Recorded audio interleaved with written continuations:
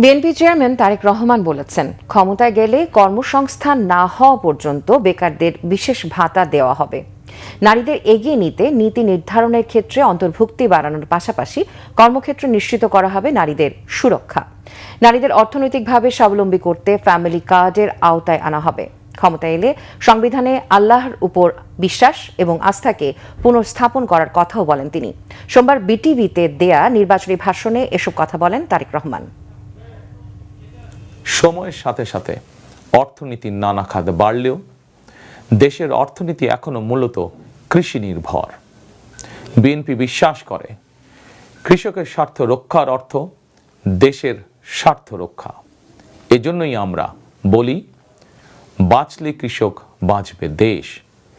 এই উপলব্ধি থেকেই আমরা কৃষকদের স্বার্থ রক্ষার জন্য কৃষকদের জন্য ফার্মার্স কার্ড ইস্যুর উদ্যোগ নিয়েছি। এই কার্ডের মাধ্যমে কৃষক একদিকে কৃষি সংক্রান্ত হালনাগাদ তথ্য পাবেন, অপরদিকে সরকারের কাছ থেকে পাবেন আর্থিক এবং অন্যান্য প্রয়োজনীয় সহযোগিতা। দেশে কোটি কোটি কৃষক শ্রমিক রয়েছেন, অধিকাংশই কর্মক্ষম। কর্মক্ষম কৃষকদের জন্য একদিকে যেরকম কর্মসংস্থান প্রয়োজন, অপরদিকে প্রয়োজন তাদের শ্রমের ন্যায্য মজুরি এবং নিরাপদ কর্মপরিবেশ।